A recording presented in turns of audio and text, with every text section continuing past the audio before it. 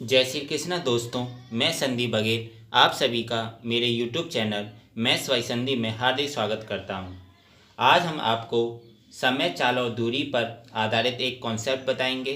Concept को हम एक सवाल के जरिए समझेंगे। सवाल क्या है? ए और बी समान दिन समान समय पर क्रमशः स्थान एक्स और वाई से एक दूसरे की ओर चलना शुरू करते हैं। दो व्यक्ति हैं ए और बी, वो समान दिन और समान समय पर एक्स और वाई से एक दूसरे की ओर चलना शुरू करते हैं। जैसे इधर एक्स है और ये वाई है, इधर ए शुरू करता है वाई की ओर चलना और बी शुरू करता है एक्स की ओर चलना। एक दूसरे की ओर चलना शुरू करते हैं। ए की चाल बी की चाल से 20% अधिक है। ए की जो चाल है वो बी की चाल से 20% अधिक है। रास्ते में मिलने के बाद जैसे ए वाई की ओर चला और बी एक्स स्थान की ओर चला तो ये एक जगह पे मिलेंगे।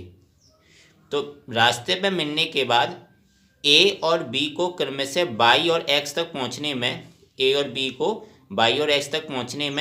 पी घंटे और बी को 7 से 1/5 घंटे लगते हैं। तो पी का मान ज्ञात कीजिए। ए और बी जब आपस में इस पॉइंट पर मिले तो ए यहाँ पे मिला और बी वाला इस पॉइंट पर मिला, तो फिर बाद में जो बचा हुआ दूरी तो इसको तय करने में इसको ए को तो लगे पी घंटे और बी को कितने लगे 7 से 1/5 घंटे लगते हैं। तो पी का मान ज्ञात करना है, इसमें पी का मान हमें निकालना है। तो इस तरह के सवालों में सबसे पहले क्या है, वो एक दूसरे की ओर चलना शुरू करते हैं। हमेशा उनकी जो दिशा होती है दोनों की कैसी होती है, विपरीत दिशा होती है। एक दूसरे की ओर चलना शुरू करते हैं सबसे पहले ऐसे कॉन्सेप्ट में। और इसमें हमें दिया क्या है, सबसे पहले हमें दिया है कि जो ए की चाल है वो बी की चाल से कितना अधिक है, 20% अधिक है। तो 20% एक तरह से कितना होता है, 1/5 होता है। तो अगर बी की 5 है तो ए की कितनी होगी, 5 में 1 जोड़ देंगे 6 होगी। तो ए और बी इधर लिख लिया। जब स्पीड बी की हमने 5 मानी और ए की स्पीड बी से कितनी है, 20% अधिक है, तो बी की अगर 5 है तो ए की 6 हो गई, क्योंकि 5 का 20% कितना होता है, 1 होता है, तो इसकी 6 जुड़ जाएगी। तो बी की 5 होगी तो ए की 6 होगी स्पीड।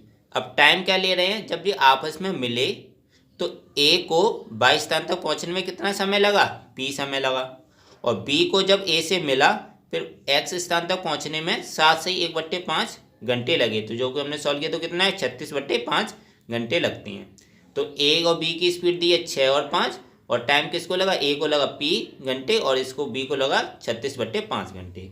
तो इस सवाल को सॉल्व करने का एक फॉर्मूला होता है। फॉर्मूला क्या होता है कि जब दो विपरीत दिशा में होती हैं तो मिलने के बाद जो उनका लगता है समय, मिलने के बाद जो लगा समय है उसको फॉर्मूले का यूज़ करते हैं, उनकी स्पीड का यूज़ करते हैं। तो फॉर्मूला क्या है, हम जानते हैं जब दोनों विपरीत दिशा में हो तो ए की स्पीड अपॉन बी की स्पीड, पहले ए की लिखेंगे इधर लिखेंगे बी की स्पीड, बराबर अंडर रूट में होता है। अब ऊपर ए की लिखिए तो इधर आएगा बी को ए से मिलने के बाद लगा समय, जैसे बी यहाँ से ए से मिला फिर उसके बाद जो समय लगेगा यहाँ से यहाँ तक मिलने के बाद जो उसको समय लगेगा उस पूरी दूरी को तय करने में वो समय, और अपॉन में आता है ए को बी से मिलने के बाद लगा समय, मतलब ए को बी से मिलने के बाद लगा समय। तो अगर ए की स्पीड ऊपर लिखेंगे तो बी को ए से मिलने के बाद लगा समय लिखेंगे और बी की स्पीड लिखेंगे तो ए को बी से मिलने के बाद लगा समय लगेगा, मतलब रेसी एक दूसरे का उल्टा करेंगे इसको। और ए की स्पीड ऊपर है तो इधर बी का समय लिखेंगे और बी की स्पीड नीचे है तो इधर ए का समय लिखेंगे। तो फॉर्मूला क्या हो गया, ए की स्पीड अपन बी की स्पीड बराबर हो गया अंडर रूट में बी को ए से मिलने के बाद लगा समय अपन ए को बी से मिलने के बाद लगा समय, और जी किसमें अंडर रूट में। तो ए की स्पीड हमारी कितनी है 6, तो वो 6 लिख ली। बी की स्पीड कितनी हमारी 5, तो वो 5 लिख ली। बी को ए से मिलने के बाद लगा समय, बी को ए से मिलने के बाद कितना समय लग रहा था, वो कितना बोल रहा था 7 से 1/5 घंटे, तो उसको सॉल्व किया तो कितना है 36/5 घंटे। और ए को बी से मिलने के बाद लगा समय कितना है, पी है, तो वो पी लिख दिया। अब इसको सॉल्व कर लेंगे, ये 6/5 ऐसे ही रह गया, ये 36/5 है तो 36 का वर्गमूल 6 आ जाएगा तो 6 नीचे लिख दिया, और जो √5 और √p है वो नीचे आ गया, √5 और √p नीचे आ गया, 6 से 6 कट जाएगा।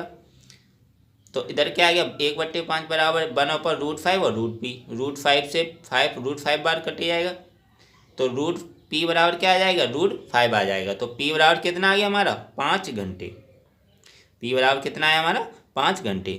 तो इस तरीके के सवालों को सॉल्व करने का ये एक फॉर्मूला है। फॉर्मूला जी कब यूज करते हैं, जब कोई भी दो व्यक्ति या दो कोई भी मान लो कार हो या कोई मान लो रेलगाड़ी हो, जब आपस में मिलती हैं तो मिलने के बाद फिर जो बची हुई दूरी तय करती है वो जो समय लगता है उनका यूज होता है। तो दोनों की स्पीड आ जाती है और मिलने के बाद लगा समय उनका यूज हो जाता है। बस उल्टा होता है, ए की ऊपर लिखी तो बी का समय लिखेंगे और अगर नीचे बी की स्पीड लिखी है तो नीचे लिखेंगे ए का समय। तो ये फॉर्मूला है, इसी फॉर्मूले का यूज़ करके हमने इस सवाल को सॉल्व किया है। तो दोस्तों आशा करता हूँ आपको वीडियो अच्छा लगा होगा। अगर वीडियो अच्छा लगा है तो लाइक करना बिल्कुल मत भूलें, शेयर करें ज़्यादा से ज़्यादा फ्रेंड्स फैमिली मेम्बर्स के साथ। और अभी तक अगर आप चैनल को नहीं सब्सक्राइब किए हों तो चैनल को ज़रूर सब्सक्राइब करें, बेल आइकन दबा के और नोटिफिकेशन में रखिएगा। इससे क्या होगा कि जब भी मैं वीडियो डालूँगा आपको उस वीडियो का नोटिफिकेशन मिल जाया करेगा और आप उस वीडियो को देख लिया करेंगे। मिलता हूँ नेक्स्ट वीडियो में दोस्तों। Thank you so much.